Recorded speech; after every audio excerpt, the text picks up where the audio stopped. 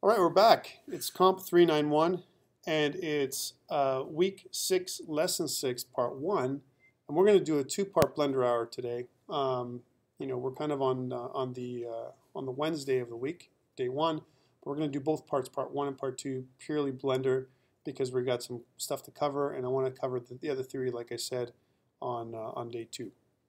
So a couple things I want to mention for those people that are here with me today. There's only a few of you. One is, as we talked about before, Blender is an open source tool, right? So that's great. But I think one thing that I'd like to do in future iterations of this course, and I don't think it'd be remiss of me not to mention the fact that the better tools, there's a lot of really cool tools out there as well that are for pay, right? And I think we got to talk about those tools.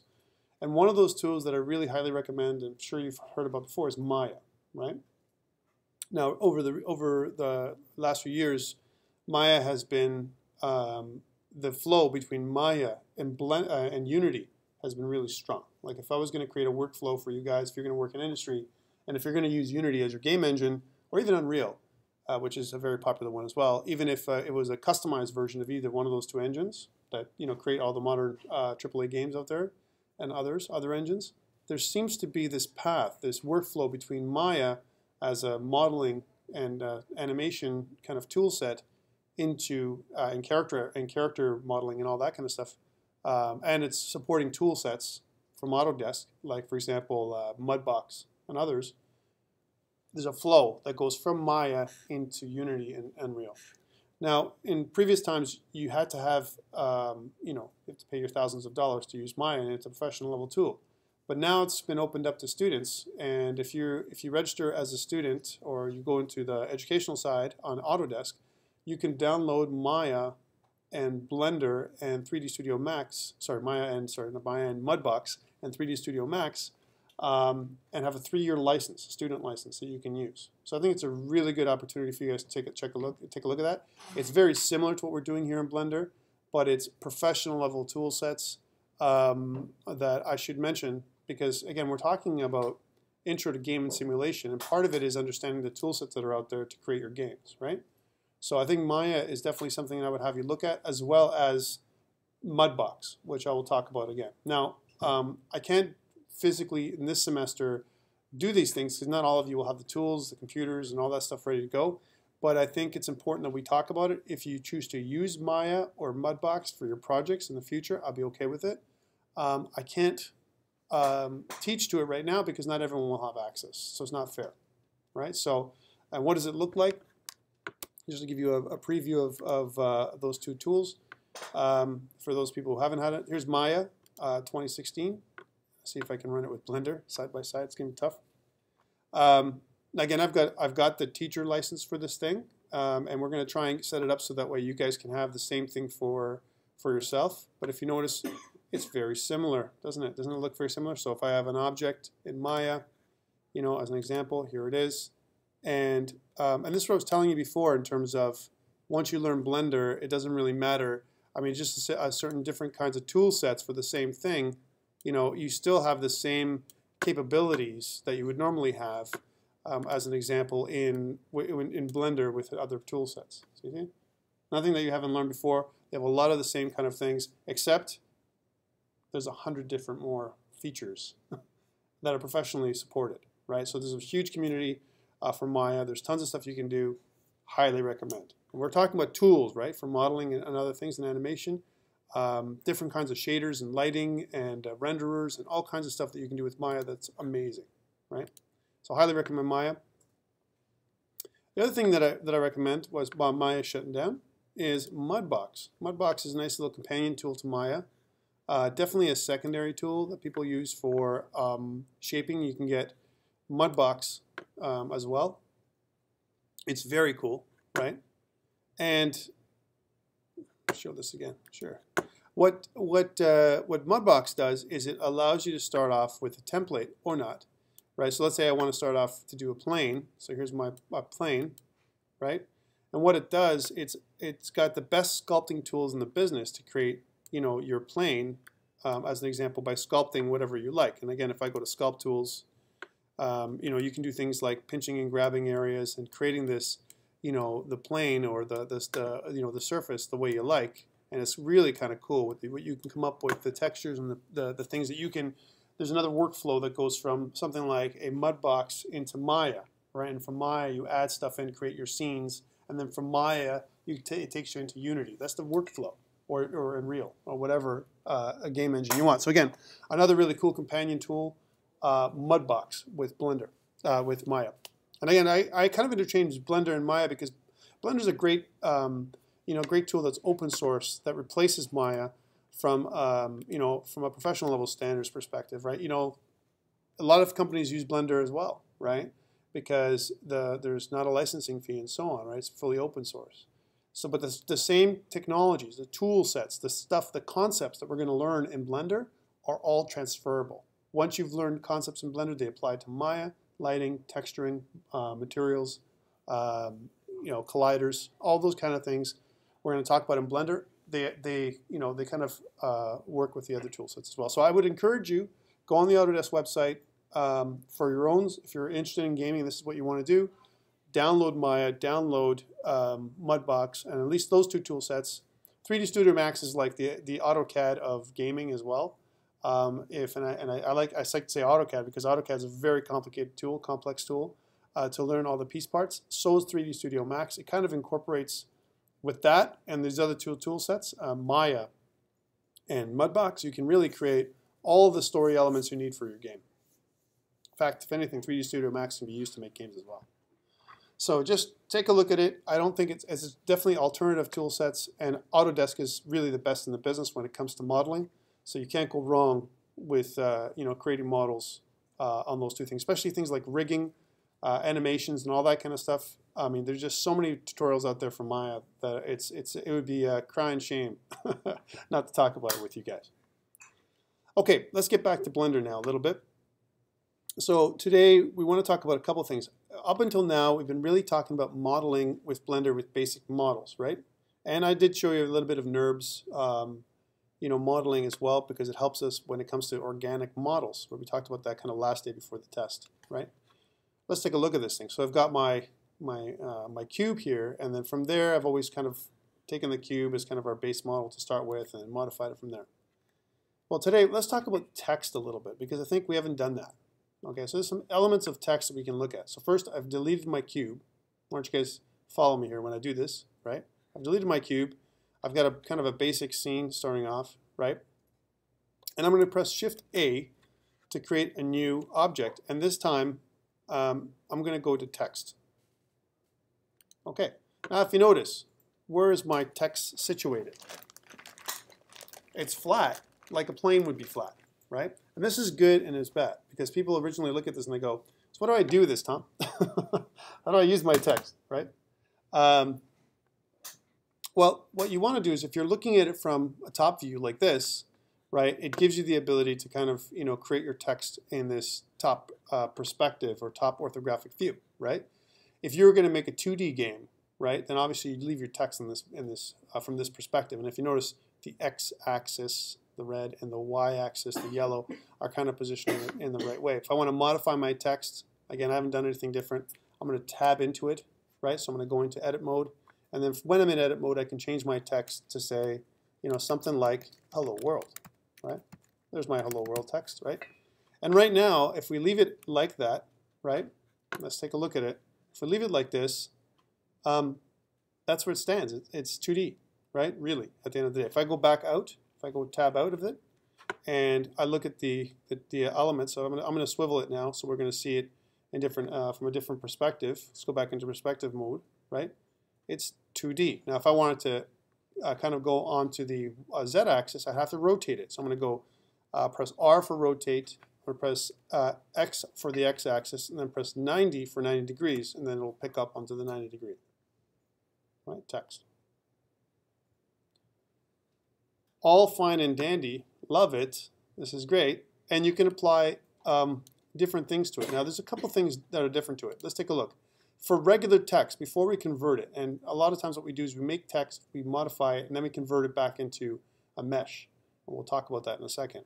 But for regular text, what you want to do is go into this F key. So this is a special thing just for text alone. And if you notice in here, you can certainly do things like change the geometry of the text. Like for example, there's an offset. You can also extrude. You can also increase the bevel, the depth, and everything else, and the resolution. In here, you can also change the type of font that you're using, right? So you can say, here's my regular font. Which font am I using? Right now it's a BF font. I can also load up a different font, a system font, a font that I'm downloading and using. All kinds of stuff are here that you can change when it comes to text. Right now, it's just using a basic font. We'll get to that in a later video. For now, the things to know, which is really more important, is up here. I want you to focus on the geometry, right? Let's take a look and see what happens if I'm going to zoom in here, right, so we can see the text in, kind of a letter. I'm going to go into the W. W is an interesting letter because it's kind of a wider letter as well. And if I go to the side, you notice it's paper thin, right? So that's kind of good if you're going 2D, not good on a 3D plane, right? How do we modify that? Well, if I start playing with these values, take a look at what I do when I start increasing the offset. What it does is it makes the text physically wider. So the actual font itself almost becomes a little bolder with the offset value, right? Thickness-wise, if you notice, it's still paper thin. So that's what that offset value does. Let's go back to 0 for this one. Okay. Let's go to extrude. If I go to extrude, this is something I'm going to take a look from the side here, and if I start increasing and making extrusions, what it does, it gives it thickness. This is what we want, definitely. If we're going to make 3D text, and if you're, let's say, you're in the interactive gaming program tomorrow, but let's say you're going to be you're going to be a designer, and you're going to do, you can do different kinds of arts, motion graphics, let's say for video, right? You would do this three-dimensional text here. This is how you create it, as an example, if you're going to use Blender for that. So let's take a look at that. So if I increase the extrude value more and more, then it actually increases the size, the thickness of my text, right, which is what I want to get to, right? So that's cool. I like that effect very much, right? Okay, if I go back to 0 on that, let's go back to 0, because we can combine all these things in a second, right?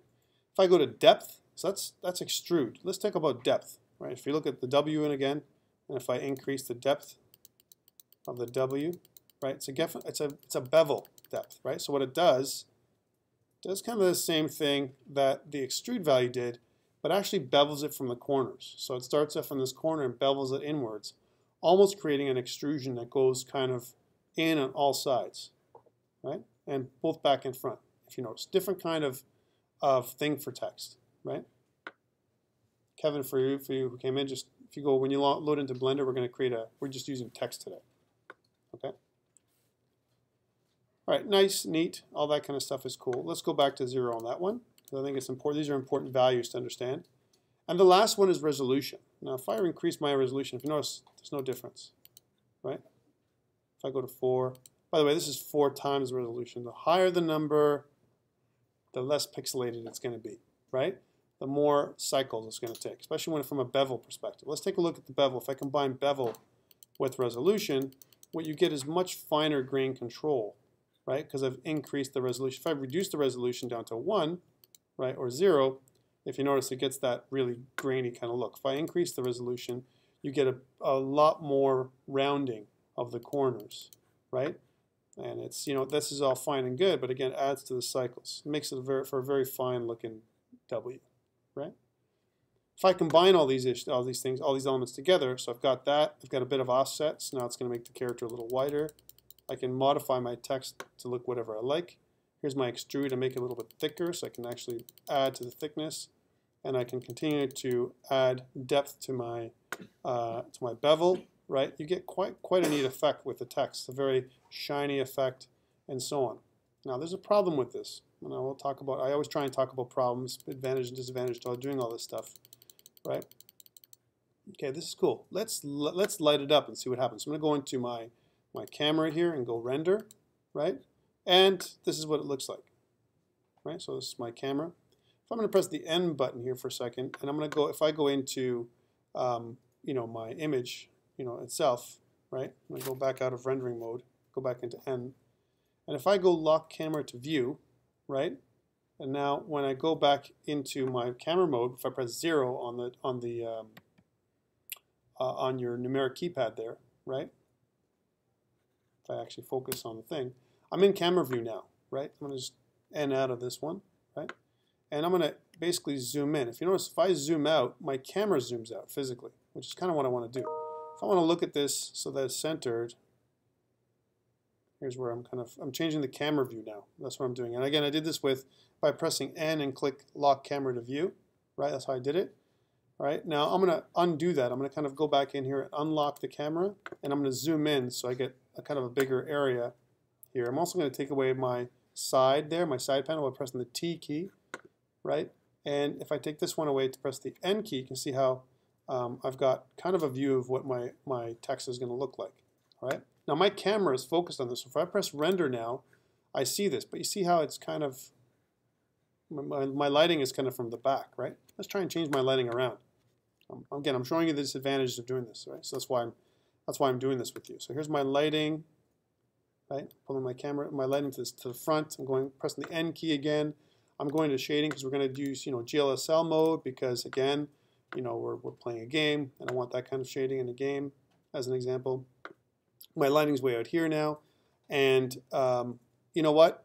Let's add a plane to Hello World, right? So we're going to go Shift A and add in another mesh plane that kind of sits below it, right? So Hello World's going to kind of sit on top of my plane. I'm going to click S for scaling and I'm going to scale my plane out a little bit. Let's add some materials to the plane just to make it so that it's different. I'm going to kind of add I'll make the material. I'm going to click this material button here and I click new from a material.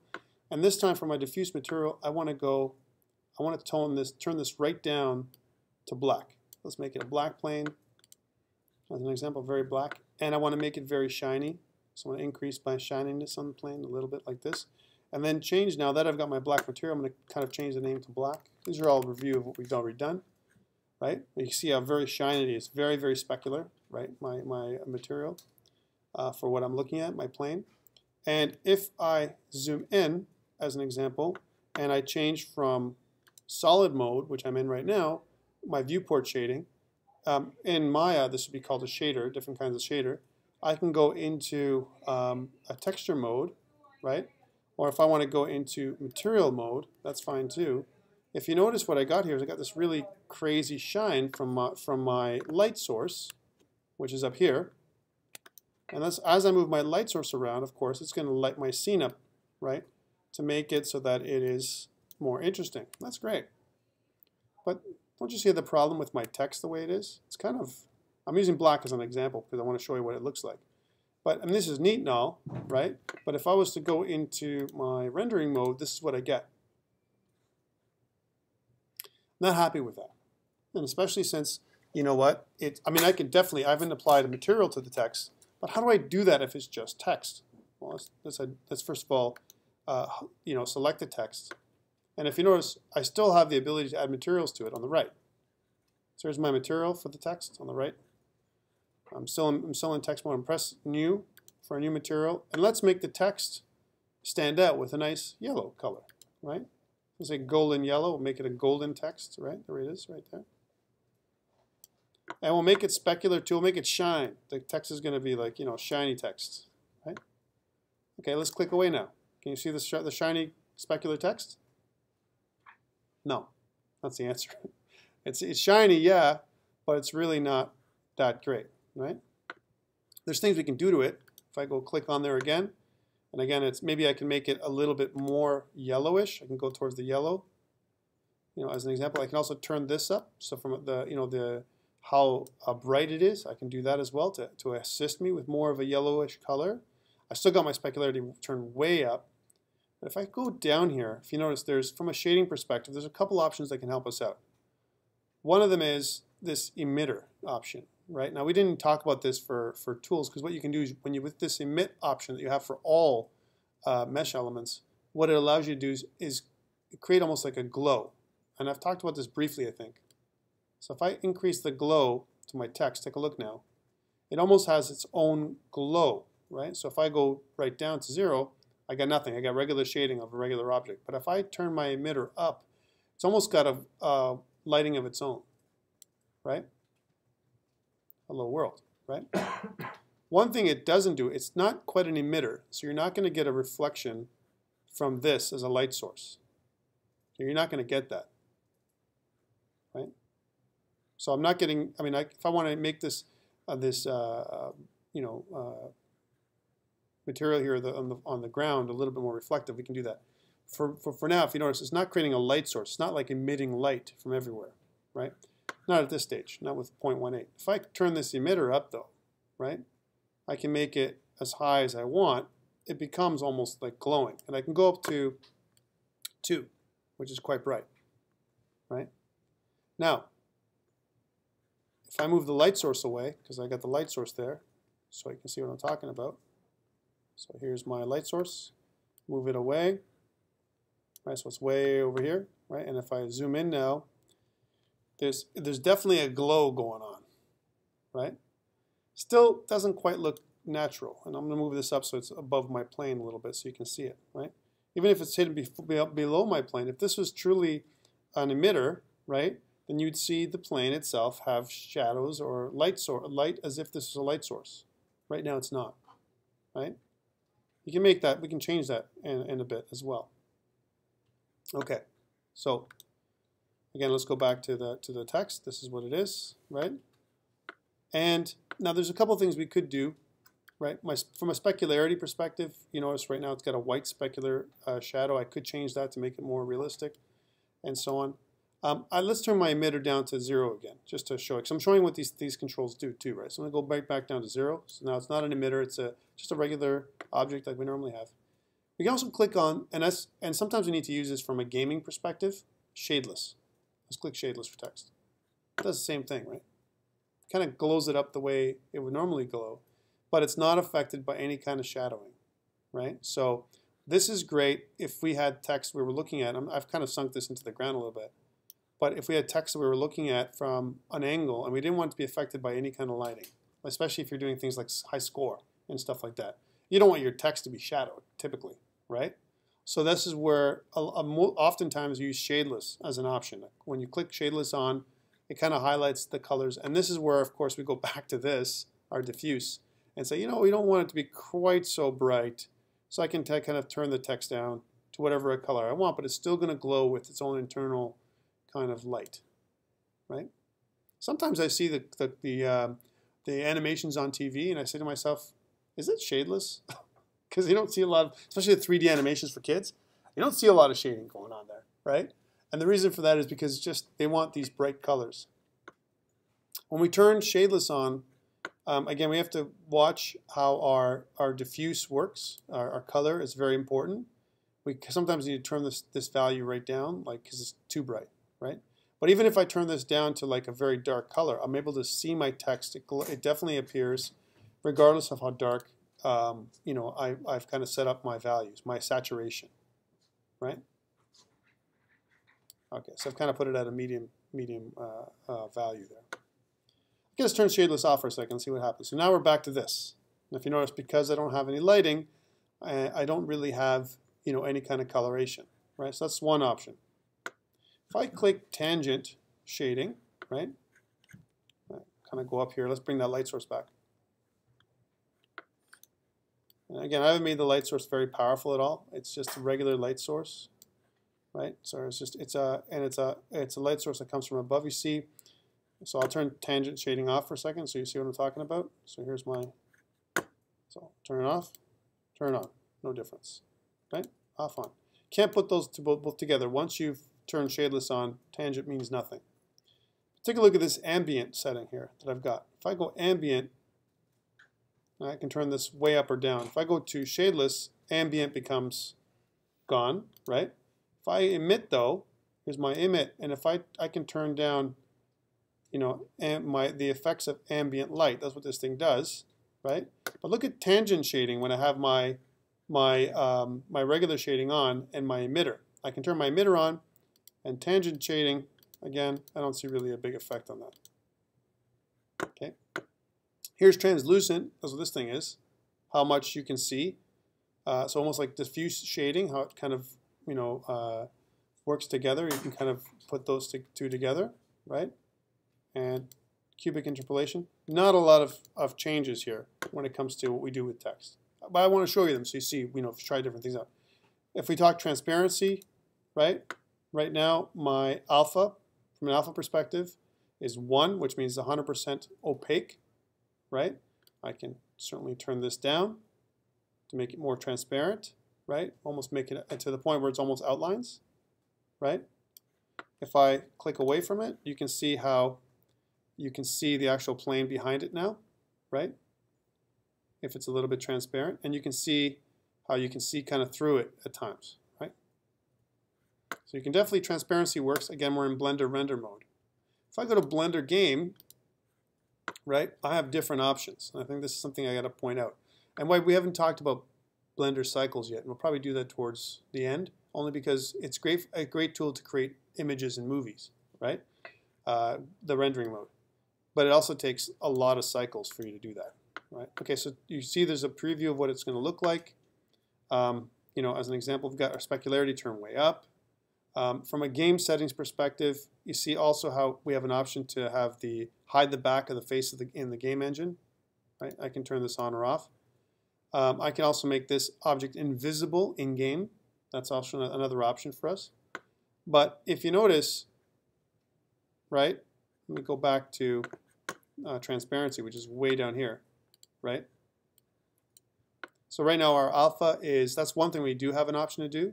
We can turn out transparency down, but there's different options in game. So if I go right up, I go right to opaque, right, from transparency. And sometimes you want to give a little bit of transparency to add a little bit of effect. Right now, again, I've got, just to give you guys a sense of what I'm doing, again, my emitter is a 0.33. My ambient is the way, if you look, again, if you hover over, it gives you a nice little tooltip.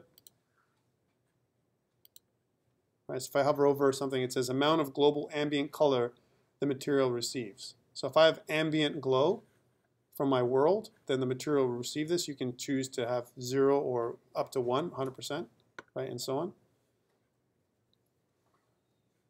Okay. Also, if in game for this text, you definitely want to make the text have and make it a static object, right, in game. So we're going to say no collisions. You can't collide with the text, right, because that would be weird. And I can also choose to make it visible or invisible. Let's look at other options here. Other options are it's traceable. I can certainly turn oversampling on and so on for the text itself. I can add in other things like face textures and vertices. I'm not going to go there too much with options, right? The things that I would ask you to remember for text is these shading options right here. Okay, these shading options are really important because Shadeless is one of those things that you're going to see us maybe use on and off to reduce kind of the effects of lighting on our text. Okay, cool. We've got our text, but now I want to make it so it's more funky than this because my hello world text is pretty darn boring the way it is, right? So what do I do to it? If I want to modify it, I mean, really, if I go to edit mode, the options are, and you see that there's a bit of a cursor here. I can definitely change my text now. I can go back to, you know, change my text so it says hello there, and I can see the instant effect of my lighting and everything else in the text. This is good, right? From a mode perspective, that's all the text has, object mode and edit mode, right? In edit mode, you know, again, if you look at from a modifier perspective, I can certainly add a modifier to the text. Like, for example, if I want to add in a mirror modifier, I can do that as well, right? But do you see any advantage to that? Well, yeah, it mirrors it the other way around, right? Sometimes we don't want to mirror it this way, right? We want to mirror it from the Z perspective alone, right? Z modifier, right? If I go on the Y side, right? And by the way, here, let me show you what I'm talking about here.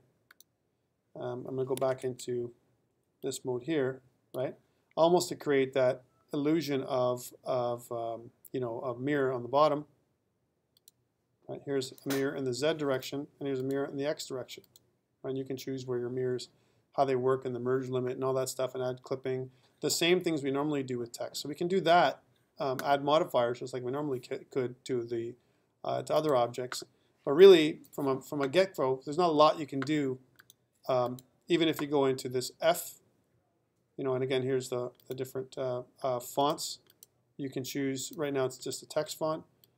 You can definitely choose different kinds of fonts, like again from a regular or bold or italics and so on, by just choosing the font, right? So right now, all that's loaded into our Blender is B font, Blender font, right? And you can load up, you can choose to point to a different kind of TrueType font that you want to use, right? We're going to do that later on, right? But again, from a text perspective, not a lot you can do. Let's change the font. Actually, you know what? Let's do that. Let's change the font to something else, right? So I've got my text, right? And I might have a font that we can use that I've pulled down. I kind of got it in the another. Or maybe what we can do is we can download a font together and try and see if we can do something with another kind of font. Just give me 1 second as I go through here, and I want to pull down. I want to pull down a font that I already have because there's some really cool fonts that I already have that I might be able to use. And if not, we can pull this. Let's just pull one down. Okay, so let's say I want to have a really cool font I want to use, and the TrueType fonts work really nicely. So I want to say I want to kind of have a you know, kind of a classic font, if you will, a retro font. So I say retro font, right? And you know, I might be able to pull down a font that we can use for our project, right? Here's American Captain. Oh, there's one. That's neat. Art Deco or Market Deco or something like that. Oh, there's one that's neat. Or Jazz Club, something else. I'm going to download this font, right? And it's going to go into my downloads folder. There it is. I'm just going to unzip it. And there's my TrueType font, my downloads folder, right? So let's go back into Blender and see if we can target that font.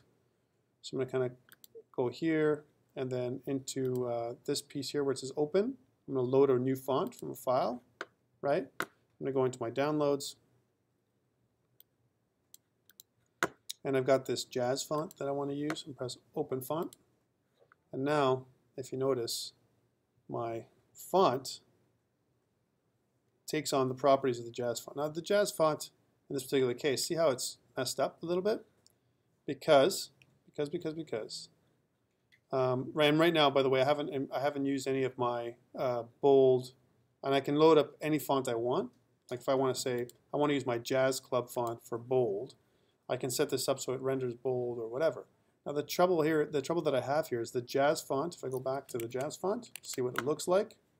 If I didn't kill the font, it's kind of this, you know, a fatter font as it is, right?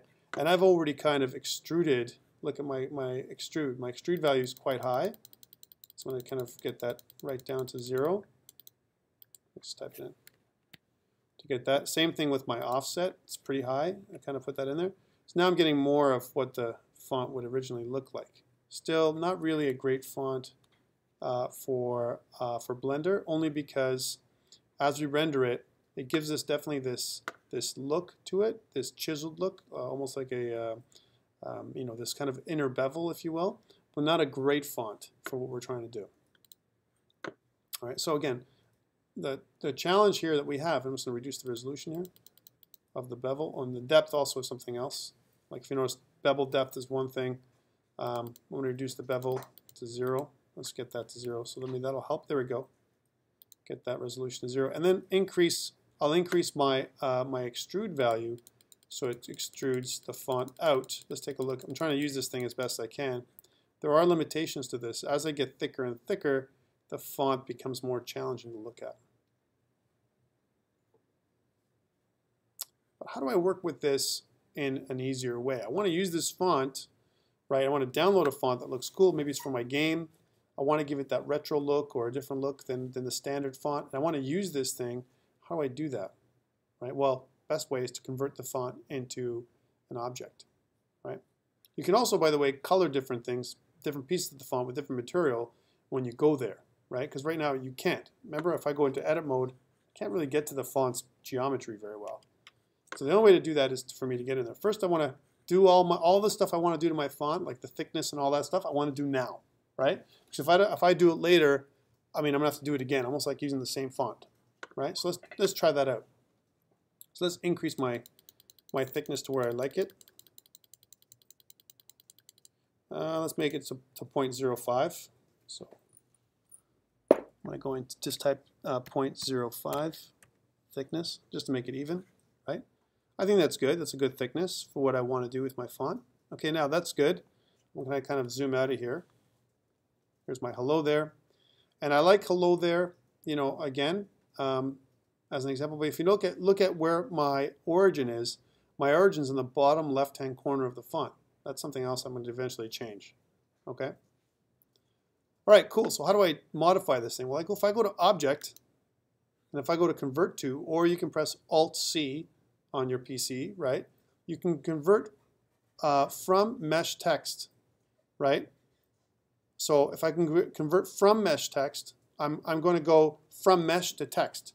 If I go from mesh from curve is what I really want, which is this Alt-C option right here.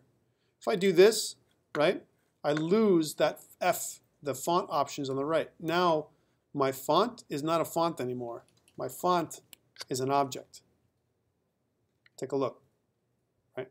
Now this is good and this is bad, right? Font is an object.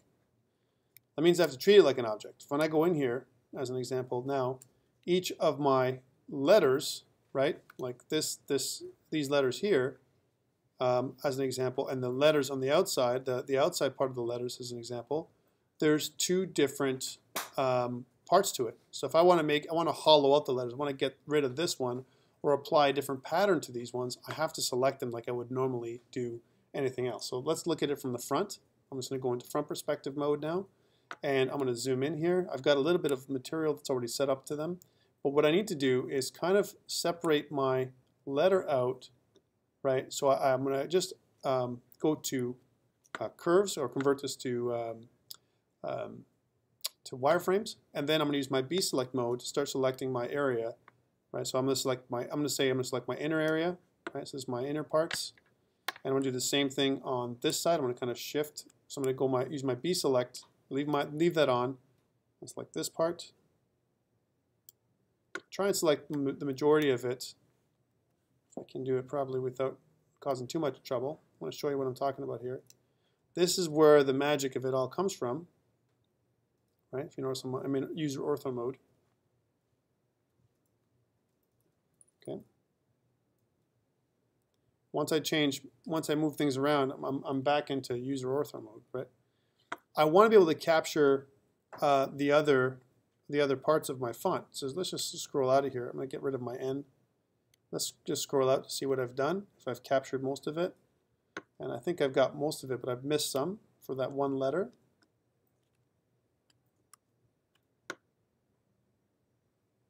Yeah. Sorry. Some piece parts that I'm missing in here. You can also use the C-select mode to do that. So circle select mode. So just front ortho, move in there again. So I want to capture all that area in there, right? So I'm going to get C-select mode, increase the size of my brush when I'm selecting to this, really wide, so I can capture all those other areas that I missed, right? Okay, so I've got my font, and I want to apply this piece of my font, and I want to do something like maybe separate it. So how do I separate this from this, right? Well, I got to press P, right? If I press P, then I separate my selection. So that selection's gone. And do the same thing for the other ones, the other letters. Let's do them all. So you guys, for your tutorial today, start doing that with your font for this first part. So start getting the letters. I'm going to use C-select or B-select, and then I'm going to press P in edit mode to actually remove them and make them their own objects.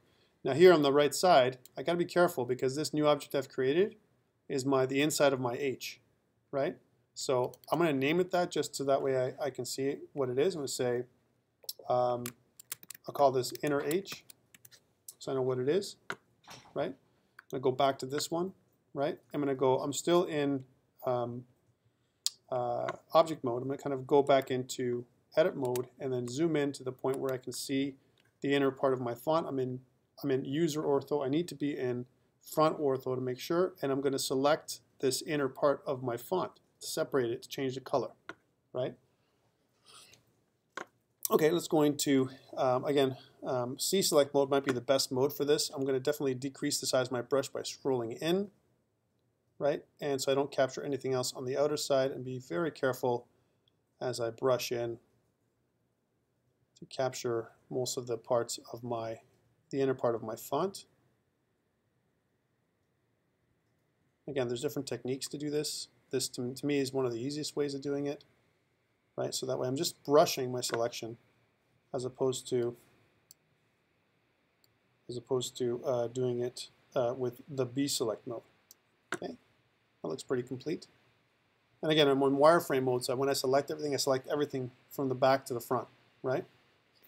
Now that I've done that, I'm press P for separation and click it, and now it's gone. It's part of that other object, right? It's not part of this object anymore. And now that I've done that, I'm going to call this my inner E, name it, so I know what it is, and I'm going to go to the next one. You guys go ahead and do this too, please, and I'll show you what we can do with our letters. Okay, I'm going to go do the L. Again, I'm going to do this, make sure that I'm in front ortho mode, right? Very, very important. Or any ortho mode you want to choose. And then what I'm going to do is I'm going to go right in here and select this whole thing with my C select mode, my circle select. And again, if this seems to be pretty good for B select mode because it's pretty straightforward, maybe what I'll do is I'll shift into B select mode, border select, and I'll select all this first because that makes sense to do.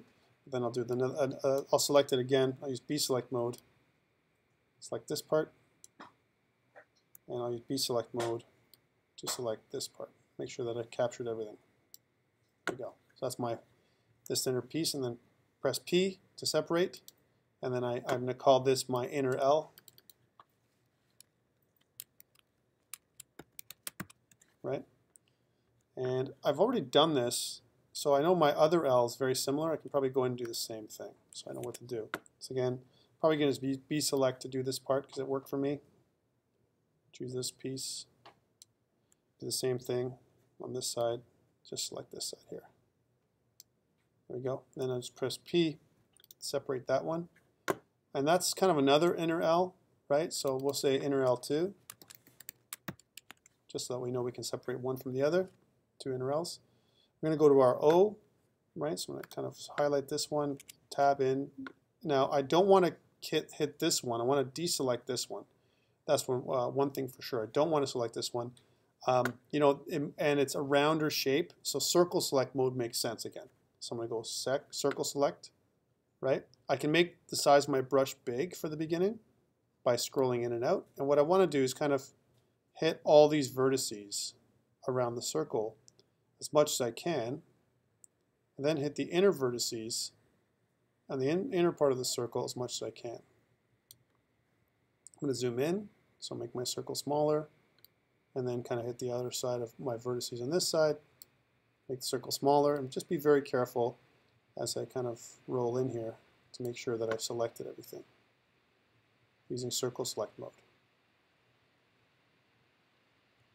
Again, this is great from if you want to make a logo, this kind of thing, and you want to make 3D or whatever. This is definitely a really cool tool to do this. P for actually escape, and then P for can I get rid of that selection. And I'm going to just call this inner P. Just to save time, what I'm going to do is, because I've got my hello there, I want to get rid of all this, the there, and this use hello, because I think it's too much. It's going to take too much time for us to do all this. And you see I've done it one at a time. And I can get to the rest of them, but I think it'll be redundant when we see what we can do. So I'm just going to go into, I'm going to scroll in. I'm going to go into front ortho mode. I'm going to select my regular font, right? And now I'm going to go into edit mode and scroll out a little bit. I'm going to use my B select mode, select all of this and kill it. So I'm going to go B select mode, all this here, this font, and I'm going to press X. I'm going to kind of get rid of all the vertices there. Okay, so I'm left with hello, right? Go back into edit mode, and if you notice, each of the other objects are physically here, right? If I've done it properly, if I've done my work right, each of the other objects are here, and if I tab into them, if I go into you know, like solid mode, you can see that they're separate. Now, but I can brush them now with different colors. I've got my outer one that I've kind of got a yellow. Let's say I make my inner ones all red. And I can also conjoin them. I can join all of them up. So let's say I want to make all my inners, put all them together. I can do that. I can select the first one, shift select my next one until I've got them all selected, right? And if I press Control J, then what it does, it makes one big group. So we'll say my inner hello. That's what it'll be called. Here's my inner hello, and my text will be my outer hello. Inner hello and outer hello. So my inner hello, right, now I can go and assign a different material to. Right now I only have one material, which is really a yellow. And I can create a new material for it, which I will make it red. So I'll say, click a diffuse material, kind of make it like a kind of a showy red, very bright red. And let's make it red. You know what? Let's make it even brighter than that. I think that's a little still too diffuse for me. So I'm going to go and make this just brighter, increase the color so it's nice and bright. And you know what? I'm going to also make this material emit at 0.05 just to make it the same. There's a bit of an emitter there. And if you notice, I've got this whole shape highlighted, but I can't still do anything, even though I have these two materials that are part of this shape, right?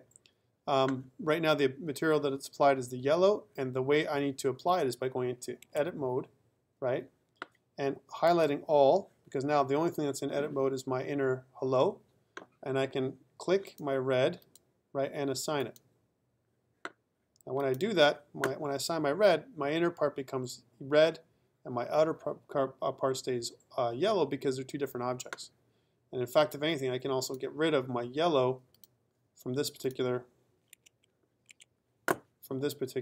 shape altogether, because again, depending on what I have selected, because I don't need it. If I go to my outer hello, I still have my yellow, and from a materials perspective, I have these. I also have my basic material and my black.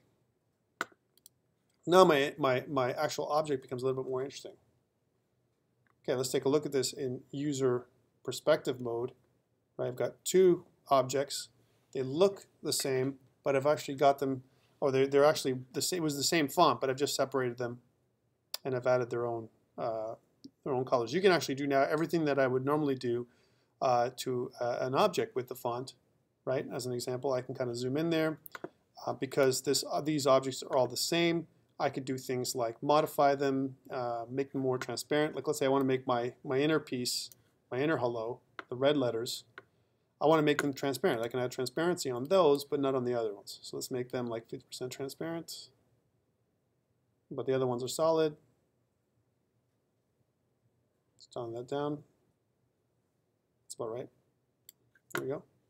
They're 50% transparent. So then, as I kind of zoom out and I go into material mode or texture mode, right? There's my texture. Take a look what I see. I see the actual texture of the object, right? If I go to, so here's material mode, right? And when I play, if I press P for play, right, this is what it actually finally looks like. Because P, from a game perspective, it allows me to play, and I actually see that the other objects are transparent in game mode. So lots of powerful stuff you can do with text. We're just scratching the surface here. One thing that I don't like, because I notice my text is the bottom left, and if I've highlighted the middle, which is this piece right here that's on, right, I'm going to bring back my toolbar on the left, and I want to go set origin to geometry. If I set origin to geometry, it puts the text back in the middle. That allows me to do this sliding around stuff. Right, so again, whatever I want to do. If I don't like it, I can also kill it. That's a great thing. If I don't want my inner text, it's gone. I can hide it. I can try that out. I can also make it so it rotates. I can say rotate along the x-axis 90 degrees, right? To create a different kind of effect, right? Whatever I want to do, right? I mean, again, the possibilities are endless. I'm just playing around, right? I want to do the same thing to this one. I want to go set origin to geometry. So I do the same thing with this one. I can kind of pull this back if I want my text to have a different kind of look, right? And again, like I told you, even if this is hard to see, and let's say, for example, I have a transparency on this thing. If I click the middle one, or the inner text, if I want to make this shadeless, right, I can still do that. So give it that inner glow, right? So you can see it a little better. Leave the other one with a bit of a shade. So you see I've got the shadowing and the lighting on top, and leave the inner one shadeless. Right? Different ways of doing text. And again, how do we start that off with this hello? I started it by actually just doing the same thing. So let's do one more time for people who weren't here. I'm going to go File, New. All right. Again, I get rid of my inner object. I go Shift A. I add text. So I'm going to go text, right? And if you notice, it's flat on the ground, right? I'm going to zoom in here. I'm going to rotate it on the x-axis by 90 degrees so it stands up, right? And if I go tab to edit it, I can change what it says by using my cursor, you know, and saying something like start. So let's say make a text. That's a start. Tab out. So there's my start text. Let's say if you're making a game. Right. Now this is regular text. Again, you can select, like I showed you before, you can select different kind of font by pointing at the font. And the controls on the right, as a recap, if I click on the F, right, the controls on the right allow me to change my depth and everything else. Controls on the right. If I click F, right, then I can choose Extrude to add some thickness to the text. I'm going to zoom in here so you can see that. So now my text is a little bit thicker, otherwise it's flat completely. So I can increase the thickness, right? And I can also do things like add material, like we showed you before. So let's say I want to make a kind of a more of a silvery material that's very specular. Here's my very specular, very shiny material, and I want to increase the brightness of the material, but turn it right up. It's a very silvery kind of material. I can also add, one thing we haven't covered with materials is a ramp. Take a look at this ramp option here for materials. Right now, I'm in Blender Render. If I go to Blender Game, I still have the ramp. And I also want to make sure that I go into End mode. Whenever I go into Blender Game, this is something you should be doing regularly, because for multi-texture GLSL, it's kind of the right thing to do when we kind of talk game.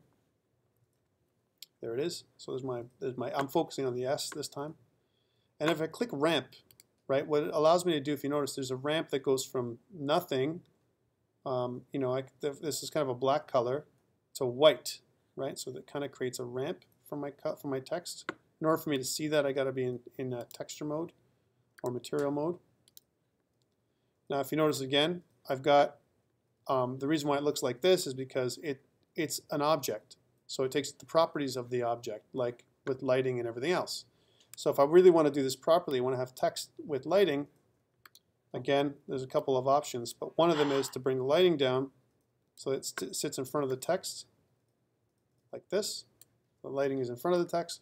I can also light it up so it looks like some kind of normal regular light. But you see, right now, I've got this, you know, the same shading and everything else that I've got on my text. Now, if I don't like that, I'm going to go back to ramp in a second.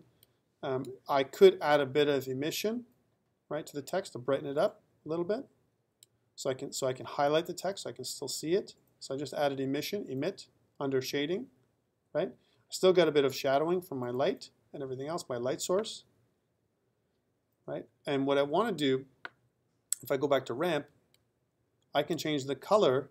Right now it's diffused to white. I can change this object by clicking this. Instead of being black, I can kind of turn this right up. And let's say change the ramp from white to something else, like in blue. Right? And depending on how much gradient I want, right, I could add a gradient color, you know, again to my text value, because it's an object. That's all it is. And I can choose mix, I can choose different ways of mixing the color, right? The color in with it and so on. I could add whatever color I want. Anyways, at the end of the day, I'm very specular. I could also add a different kind of specularity to the text, maybe more of a yellow. So when it glows, I got a yellow glow to the text as opposed to a white glow, right? You can choose whatever you like, right? And again, the great thing is the way the text works, it takes on the elements around you just like regular objects. But we can't modify this object, like I said before, as an object until we go to Object and then Convert to Mesh from Curve. Once we've done that, we can't do any more of this stuff with the text. But now if I go to Tab and I tab into it, it's actually a mesh, just like we normally see with a mesh, right? And that's how we kind of fool around with text. Any questions around this?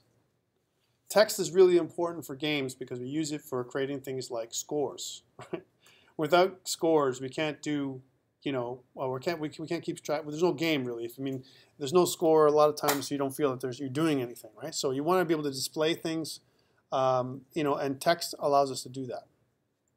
One thing to note: if you modify your text in game to an object, it's not text anymore, so it won't display properly. And that's why sometimes we need to add an emitter on the background or make it shadeless, as an example, to add that element of visibility. Right? Here's my shadeless text. Notice it's pure white, right?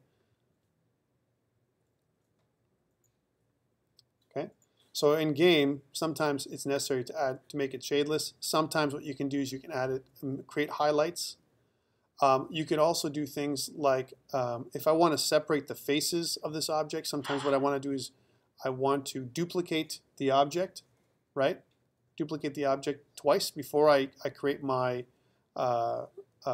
make it into this object. One more time, and then we'll stop. I'll do it one more time, one more example for you guys, and we'll stop recording. So I'm going to go New. I want to show you what I'm talking about. X, get rid of this. Shift A, add text, right? Rotate it on the x-axis 90 degrees because I want it to stand up, right? I want to shift over it to it and zoom in. Here I am. I'm zoomed in now, right? And I want to tab in to edit it. I want to click on make it something else. Finish, right? Which is kind of cool. Go back out. So now my text says finish, yeah? Take a look. Nice and easy. It says finish. Okay, now I want to duplicate this text. So I'm going to go Shift D to duplicate and press Enter. I've got two texts now, one that says finish and the other one that says finish, right? On the front, this is the front. Over here on the back, this is the back, right? Well, the great thing is, let's say I want to separate this one from the other one. I can do that. I can move this kind of in front of it to show you that there's two different texts. There's another way, something else artists can do. Again, the possibilities here are endless, right?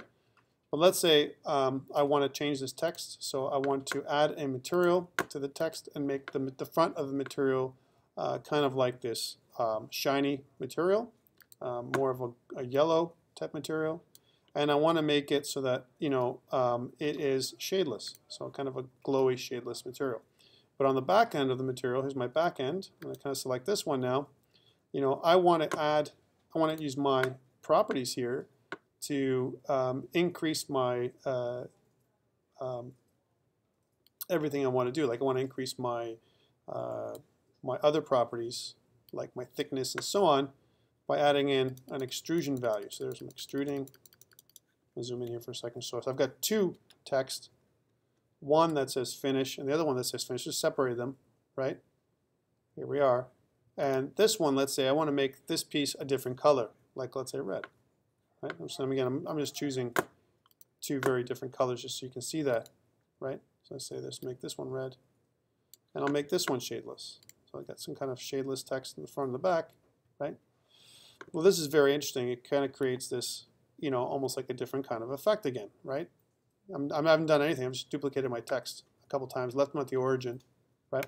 The other thing you can do is I can duplicate this one again. So I'll say Shift D for duplicate, Enter, not moving everything. Now I've got my third one.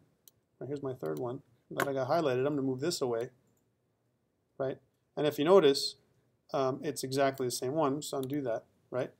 I've got this one. I'm going to flip it back over on the x-axis. I'm going to rotate it on the x-axis another 90 degrees, right, to kind of give that shadow-like effect, right? Because again, you can kind of make it so that, I'm going to do it again, rotate it on the x-axis 90 degrees, press enter. And if you notice, it kind of gives that, effect that it's got a bit of a shadow.